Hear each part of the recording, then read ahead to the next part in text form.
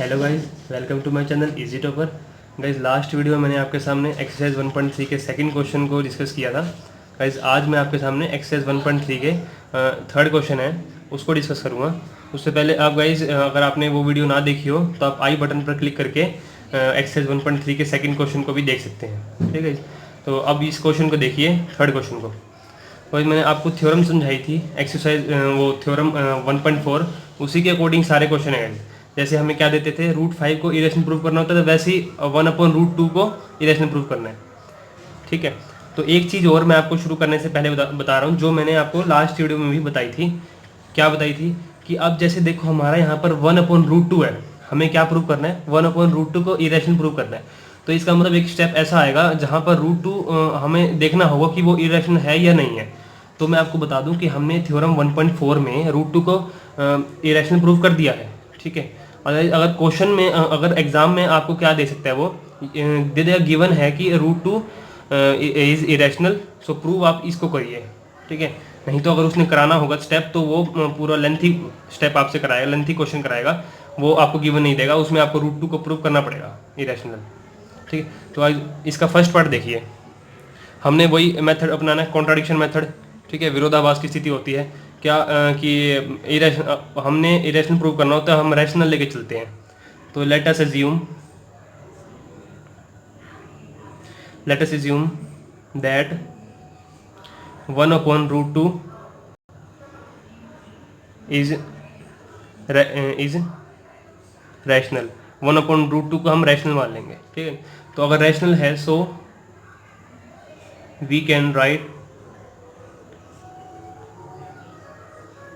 That 1/√2 equal to में a/b के है। ठीक है, तो a/b के फॉर्म में हम लिख सकते हैं। तो यहाँ पर b क्या होता है, b नॉट इक्वल टू 0, वो तो अंडरस्टूड है, क्योंकि अगर 0 हो जाएगा पूरी वैल्यू 0 हो जाएगी।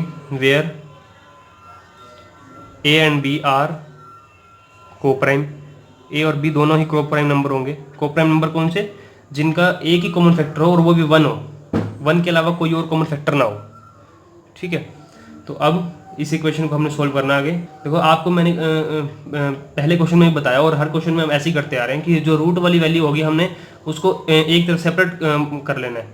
ठीक है, तो क्या करते हैं, 1/√2 इक्वल टू में a/b जैसे यहाँ पर है। ठीक है, तो क्या करते हैं, इसका क्रॉस मल्टीप्लाई कर देंगे। तो क्रॉस मल्टीप्लाई अगर होगा तो ये b ऊपर आ जाएगा और √2 इंटू में हो जाएगा। ठीक है, तो अब क्या कह सकते हैं हम, √2 इक्वल टू में b/a। ठीक है, ये इक्वेशन बन गई, क्योंकि √2 यहाँ सेपरेट रह जाएगा और b नीचे आ जाएगा बस। तो क्या कह सकते हैं, √2 इक्वल टू में b/a।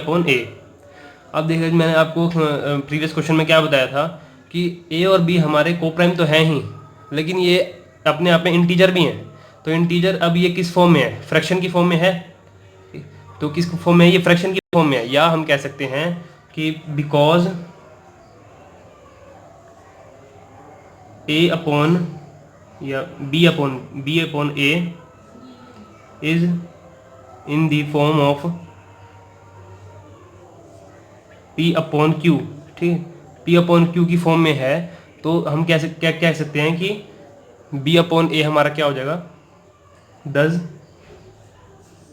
b/a is rational. ठीक है, तो हम क्योंकि इंटीजर हैं और फ्रैक्शन की फॉर्म में है, तो क्या कह सकते हैं, b/a हमारा रैशनल हो गया। लेकिन अब देखो, हमने बट √2 को क्या हमने प्रूव करा था, √2 इज इरेशनल। √2 इज इरेशनल, √2 तो इरेशनल है, कब प्रूव करा, प्रूव्ड इन थ्योरम 1.4। थ्योरम 1.4 में हमने √2 को इरेशनल प्रूव किया था। ठीक है, तो अब फिर क्या कह सकते हैं हम, लास्ट में हम क्या लिखेंगे फिर, so this contradiction has arisen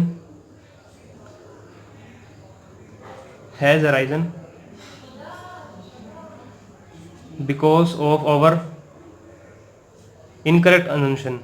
हमने क्योंकि इनकरेक्ट अजम्पशन ली कि हमने 1/√2 को पहले रैशनल मान लिया, और कभी भी रैशनल रैशनल क्योंकि इरेशनल, क्योंकि रूट टू हमारा इरेशनल प्रूव हो गया था 1.4 थ्योरम के अकॉर्डिंग, और बी अपॉन ए रैशनल, ये कभी इक्वल नहीं हो सकते, ठीक है। तो इस चीज़ का ध्यान रखना। तो क्या कह सकते हैं, of our incorrect assumption, so simple लिख देंगे लास्ट में, सो वी कैन कंक्लूड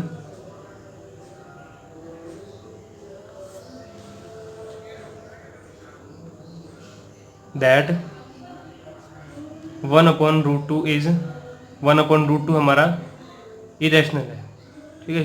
तो हमने ये पूरी इक्वेशन को सोल्व कर लिया। गाइस ये हमारा थर्ड क्वेश्चन का फर्स्ट पार्ट मैंने आपको करके दिखाया। बिल्कुल इसी फर्दर स्टेप में आप एग्जाम में करिएगा तो आपको आपका पूरा सही होगा, ठीक है। तो अब इसका आप सेकंड पार्ट देखिए। सेकंड पार्ट में क्या कहता है, सेकंड पार्ट में हमने किसको प्रूव करना है, ये एक बीच में आप इसको लाइन मार दिया। सेकंड पार्ट में हमने 7√5 को हमने इरेशनल प्रूव करना है, ठीक है। तो हम क्या लिखते हैं, let us assume that 7/√5 is irrational। हमने एज्यूम कर लिया कि 7/5 इज इरेशनल, ठीक है। हम एजम्पशन लेके चलते हैं क्योंकि हम मेथड कौन सा यूज़ कर रहे हैं, कॉन्ट्राडिक्शन मेथड यूज़ कर रहे हैं हम, ठीक है। तो अब अगर हम इसको इरेशनल कह सकते हैं तो ये किस फॉर्म में लिखने के हो गया, तो so we can write that, क्या लिख सकते हैं हम, 7√5 इक्वल टू में a अपॉन बी के हो जाएगा, ठीक है। Where p not equal to 0 और where a and b are coprime तो है ही है गाइस, ये साथ के साथ इंटीजर भी है अपने आप में, ठीक है। तो अब अगर को प्राइम है तो हमारी बेसिक इक्वेशन क्या है, 7√5 इक्वल टू में a अपॉन बी, ठीक। तो हम वैसी स्टेप लेने हैं हमने, सेपरेट हम रूट वाली जो वैल्यू होगी हम उसको सेपरेट कर लेंगे। तो अब भी वैसे ही करेंगे, √5 इक्वल टू में a अपॉन 7b, ठीक है। √5 इक्वल टू में a अपॉन 7b हमारी इक्वेशन आ गई। आगे देखिए गाइस,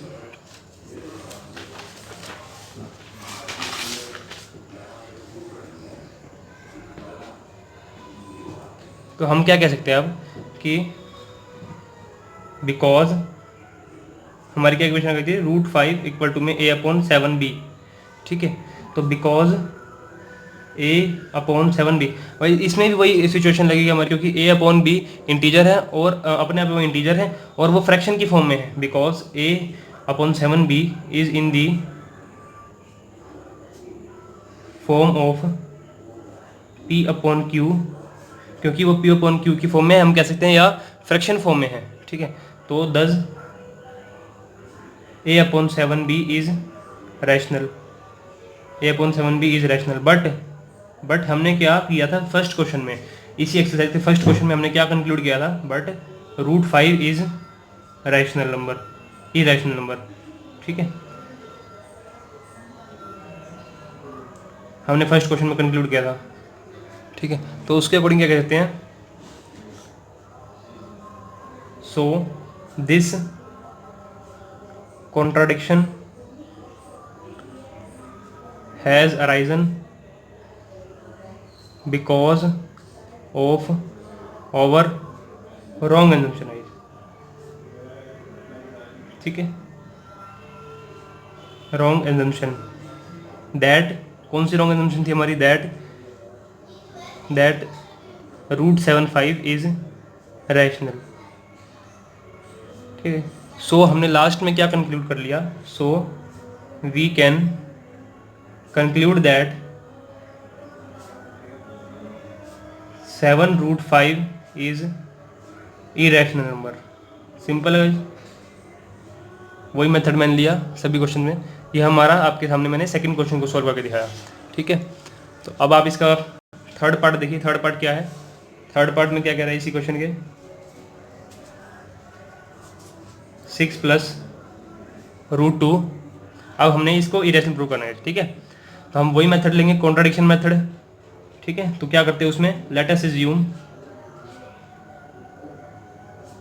दैट 6 + √2 इज रैशनल। हमने इसको क्या माना है, रैशनल मानना है, ठीक है। तो अगर रैशनल माना है तो फिर वही मेथड, अगर रैशनल माना है तो so we can write that, क्या लिख सकते हैं हम, 6 plus root two is equal to A upon B, ठीक है, where B not equal to 0 और A and B are coprime number, दोनों को प्राइम नंबर भी होंगे और अपने आप में इंटीजर भी होंगे, ठीक है जी। तो हमारी बेसिक इक्वेशन क्या है, 6 plus root two equal to A upon b आ गया। अब हमने इसको सेपरेट कर लेना है यहाँ पर। क्या हम सेपरेट क्या करते हैं, हम हमारा जो मेन इसमें मकसद होना चाहिए, हमने रूट टू की वैल्यू को सेपरेट करना है, ठीक है। तो 6 plus root two equal to में ए अपॉन बी है हमारी बेसिक इक्वेशन, और रूट टू इस तरफ सेपरेट रह जाएगा और ए अपॉन बी माइनस का 6 उधर जाके 6 हो जाएगा। और फिर इसका हम एलसीएम ले लेंगे। एलसीएम कैसे लेते हैं, एलसीएम लेने के लिए आप देखो जहाँ पर हमें ना गिवन हो ना कुछ नीचे डिनोमिनेटर में, तो मान लो वहाँ 1 ही है, ठीक है, तो आप देखो सिंपल क्या किया करो, इसको इससे मल्टीप्लाई कर दिया करो। क्या करना होता है हमने, रूट टू इक्वल टू में ए तो एज इट इज आ जाएगा और इसको इससे मल्टीप्लाई कर दिया करो, ये हो गया 6b, बी को 6 से मल्टीप्लाई करोगे 6b और डिनोमिनेटर में वही एज इट इज b लिख देना है, ठीक है। जहाँ पर ये गिवन ना हो इसका मतलब 1 ही है भाई, ठीक है, कोई आपको इसके फैक्टर बनाने की जरूरत नहीं है। तो अगर देखो ए अपॉन बी हमारा क्या था, फ्रैक्शन की फॉर्म में है और ये अपने आप पे इंटीजर भी है। अगर फ्रैक्शन की फॉर्म में है तो क्या हो जाएंगे ये, बिकॉज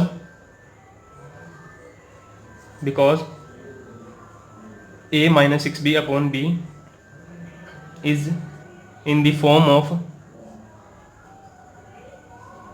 p अपॉन q। अगर p अपॉन q की फॉर्म में है और कह सकते हैं फ्रैक्शन की फॉर्म में है, दस a minus 6b upon b is rational number, ठीक है। इसका मतलब ये रैशनल है। तो कॉन्ट्राडिक्शन अराइजन हो गया कि इरेशनल नंबर जो हमारा रूट टू हमने थ्योरम 1.4 में प्रूव किया और रैशनल नंबर इक्वल इसमें आ गए, तो कॉन्ट्राडिक्शन अराइजन हो गया, ये ऐसा तो होता ही नहीं कभी। तो बट क्या लिख सकते हैं हम, but root two is irrational, root two हमारा इरेशनल है, irrational number proved in theorem 1.4, वही लिखना है हमने, थ्योरम 1.4। सो लास्ट में हम क्या लिख सकते हैं, so this contradiction has arisen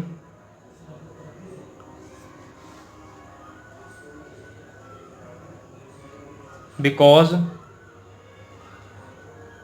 of our taking wrong assumption, ठीक है। वही मेथड का सभी क्वेश्चन में वही मेथड लगेगा। आप थ्योरम 1.4 को अच्छे से समझे, हमारे सभी क्वेश्चन बन जाएंगे। लास्ट में क्या लिख सकते हैं, so we can conclude that 6 plus root two is irrational number, ठीक है।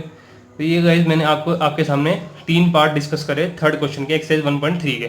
गाइज आज हमारी एक्सरसाइज 1.3 ख़त्म हो गई है। तो नेक्स्ट वीडियो में अब मैं आपके सामने एक्सरसाइज 1.4 से रिलेटेड क्वेश्चन लाऊंगा, ठीक है। तो गाइज अगर कुछ क्वेरी हो अभी ना समझ आया हो कमेंट सेक्शन में जरूर पूछिएगा, ठीक है। और अगर कुछ हेल्प मिली हो इस वीडियो से, कुछ समझ आया हो, ठीक है, तो आप लाइक शेयर सब्सक्राइब कीजिएगा और गाइज बेल आइकन को जरूर प्रेस कर दिएगा, क्योंकि मैं फ्यूचर में NCERT कंप्लीट कराने वाला हूँ क्लास 10th की, ठीक है। Thank you guys.